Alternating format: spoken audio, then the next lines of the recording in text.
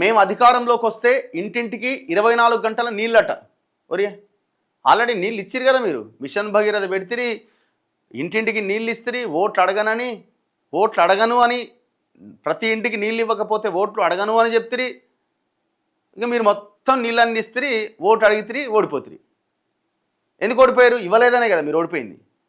నీ మిషన్ భగీరథ, నీ కథ, నీ వ్యవహారం అంతా పెద్ద బోగస్. అది 35-40 వేల కోట్ల రూపాయలు కథం పట్టించినారు. ఇప్పుడు ఏమంటుండే, ఇంటింటికి 24 గంటల నీళ్ళు ఇస్తున్నాడు. ఏ నుంచి తెస్తావు? అంటే ఎప్పుడు ట్యాప్ ఓపెన్ చేసినా నీళ్ళు వస్తూనే ఉంటాయట. సాధ్యమైద్దా అది? తెలంగాణలో అది సాధ్యమయ్యే అవకాశం ఉందా? మరి 10 సంవత్సరాలుగా పని ఎందుకు చేయలేకపోయినావు? 10 ఇయర్స్ కదా, 2014 తెలంగాణ వచ్చినప్పటి నుంచి 2023 వరకు నీదే అధికారం. 9.5 సంవత్సరాల అధికారంలో ఉన్నావు. మళ్ళీ అధికారంలోకి వస్తే అనే మాట ఎందుకు వస్తుంది? ఆల్రెడీ అధికారంలో ఉన్నావు కదా. వచ్చే ఎన్నికల్లో బీఆర్ఎస్ గెలుపు ఖాయం. కేటీఆర్, కాంగ్రెస్ వచ్చాక మళ్ళీ నీళ్ల లొల్లి మొదలైంది. ఇందిరమ్మ ఇండ్ల పేరుతో కాంగ్రెస్ సర్కార్ పేదలను మోసం చేసింది. హైదరాబాద్లో కొత్తగా ఒక్క ఇల్లు కట్టినట్టు నిరూపించినా శాశ్వతంగా రాజకీయాల నుంచి తప్పుకుంటానని సవాల్. అన్ని సవాళ్ళు స్వీకరించాలి.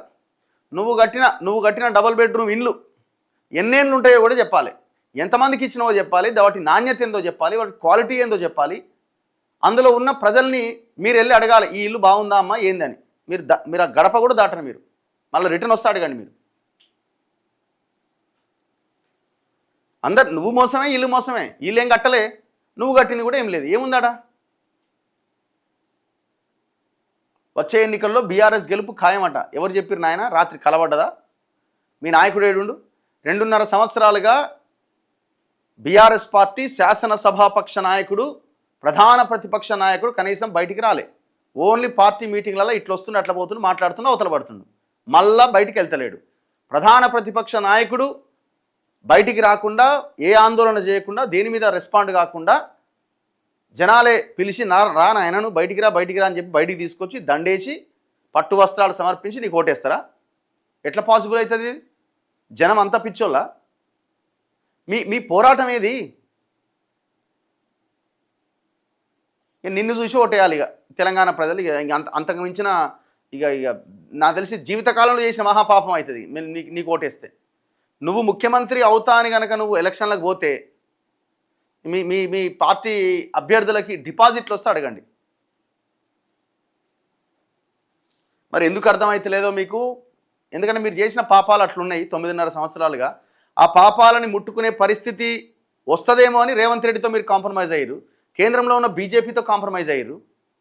మీకున్న ఒకే ఒక్క ఆప్షన్ ఏంటంటే, బీఆర్ఎస్కున్న ఒకే ఒక్క ఆప్షన్ ఏంటంటే, ఇండివిజువల్గా వెళ్తే వాళ్ళు గెలిచే అవకాశం లేదు, అది అయ్యేది కాదు, పోయేది కాదు. మరి ఎవరు కోటేస్తారంటే మొత్తం అంతా కంప అవుతుంది రేపు ఎలక్షన్లు. ఒకవేళ ఈ 3 పార్టీలే కనుక ఉంటే, అటు బీజేపీ, మధ్యలో కాంగ్రెస్, ఇటు బీఆర్ఎస్, అంత ప్రజలకు ఏం చేయాలో కూడా అర్థం కానటువంటి సిచ్యువేషన్ ఏర్పడుతుంది. వీళ్ళకున్న ఆప్షన్ ఏంటంటే, ఇప్పుడు బీఆర్ఎస్ బీజేపీ అలయన్స్ కనుక పెట్టుకుంటే, పొత్తు కనుక పెట్టుకుంటే ఈక్వేషన్ వేరేగా ఉంటుంది అన్నది ఒక చర్చ. ఇక మనకు డౌట్ అక్కర్లేదేమో అనిపిస్తుంది కొన్ని సందర్భాల్లో ఆలోచించినప్పుడు. ఇప్పుడు బండి సంజయ్ మీద కూడా బీఆర్ఎస్ ఆ స్థాయిలో విరుచుకుపడడానికి కారణం ఏంటి? దీని వెనకాల కూడా ఒక స్కెచ్ ఉన్నది. దాంట్లో కేంద్రం యొక్క ఆలోచన కూడా ఉన్నది దాంట్లో.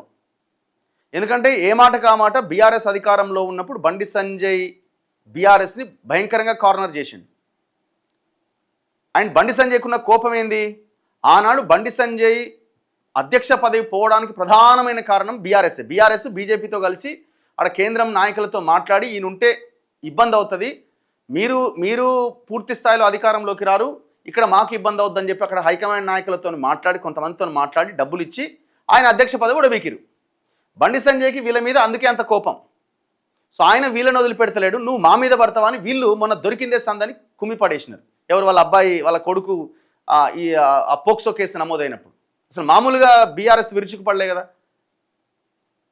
సో ఇప్పుడు రేపు పొద్దున ఒకవేళ ఈ బీఆర్ఎస్ బీజేపీ అలయన్స్ పెట్టుకోవాలి అని అంటే, అక్కడ బండి సంజయ్ అనే ఒక ఫిగర్, ఒక వ్యక్తి అడ్డం వస్తున్నాడు. కాబట్టి నేను అనుకోవడం, బండి సంజయ్ మీద యుద్ధాన్ని ప్రకటించడంలో కేంద్రం కూడా, వాళ్ళు కూడా ఆయనకి సపోర్ట్ చేయకపోవడానికి ప్రధానమైన కారణం, సరే ఒకటి ఆ కేసులో ఆయన్ని కాదు ఎవరిని సమర్థించలేరు. ఆయన వాళ్ళ నాయకుడైనా సమర్థించలేని పరిస్థితి, మాట్లాడలేని పరిస్థితి, అదొకటైతే. రెండోది రేపు పొత్తు కనుక పెట్టుకోవాలి అని అంటే బండి సంజయ్ అనే వ్యక్తి మధ్యలో ఉన్నాడు. అది కూడా వాళ్ళకు కొంత ఇబ్బందికరంగా ఉన్నది.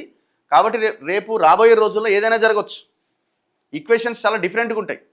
మరి బండి సంజయ్ బీజేపీలోనే ఉంటాడా, నిర్ణయం వేరే తీసుకుంటాడా, ఒకవేళ వీళ్ళిద్దరు పొత్తు కుదిరితే పొత్తు కుదురుతుందా కుదరదా అని కనుక మాట్లాడితే దాదాపు అవకాశాలు ఉన్నాయి. కొంతమంది అంటారు అంటే ముందు ఎలక్షన్ ఉండకపోయినా ఎలక్షన్స్ అయిపోయిన తర్వాత రిజల్ట్ వచ్చిన తర్వాత పోస్ట్ అలయన్స్ ఉండొచ్చు అని. పోస్ట్ అలయన్స్ బీజేపీ అన్ని సీట్లు సాధిస్తే కదా పోస్ట్ అలయన్స్. సో కాబట్టి ప్రీ అలయన్స్ ఉన్నా ఆశ్చర్యం లేదు. ఇప్పుడు బీఆర్ఎస్కున్న ఒకే ఒక్క ఆప్షన్ ఏంటి అంటే ఈ రెండు పార్టీలు కలిసి ఎలక్షన్లోకి వెళ్తే ఈక్వేషన్ ఏమన్నా చెప్పలేం, వేరేగా ఉంటే ఉండొచ్చేమో. కాంగ్రెస్ ఇంకా దారుణంగా ఫెయిల్ అయిపోయి ఇక రేవంత్ రెడ్డి ఇదే 2.5 సంవత్సరాల పరిపాలన మిగతా 2.5 సంవత్సరాలు కూడా చేస్తే ఏమాత్రం ప్రజలకు ఇష్టం లేకపోతే అప్పుడు ఏమన్నా వీళ్ళిద్దరు కలిస్తే అప్పుడు ఏమైనా అవకాశాలు ఉండొచ్చు. Very interesting. ఏదేమైనా ఇంకొక 1 ఇయర్ ఉంది. ఆ 1 ఇయర్ లోపు 1 ఇయర్ దాటితే ఇంక ఎలక్షన్ సీజన్ స్టార్ట్ అయిపోతుంది. ఇంకా తర్వాత ఇంకా 1.5 ఇయరే ఉంటుంది.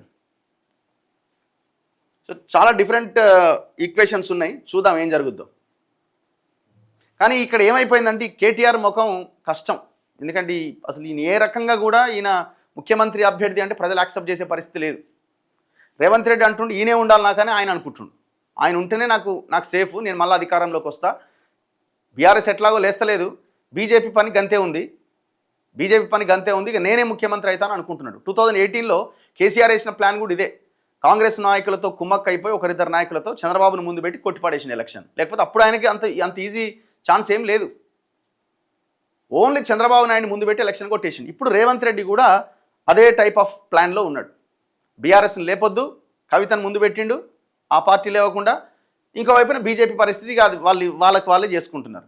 ఇంకా నేనే కదా ఇంకా ఆల్టర్నేట్ ఏది అనుకుంటున్నాను. కానీ ఈ మొత్తం ఎపిసోడ్లో వితిన్ 1 ఇయర్లో ఏదైనా ఒక ఆల్టర్నేట్, ఒక మంచి పార్టీ కనుక వచ్చి ప్రజల్ని మెప్పించగలిగితే ఆ పార్టీకి అద్భుతమైన అవకాశం ఉంటుంది. మనం అంటున్నాం అందుకే వీడిపోతే వాడిపోతే వీడు కాదు. తెలంగాణ సోయి ఉన్న, తెలంగాణ అస్తిత్వం పైన పోరాడే ఒక పార్టీ వస్తే దాంతో ప్రజలు వెళ్లాల్సిన అవసరం ఉంది అనేది మేము భావిస్తున్నాం. చూద్దాం. ఏదైనా ఇది ఒక 1.5 ఇయర్లో జరగాలి. జరుగుతుందా జరగదా చూడాలి.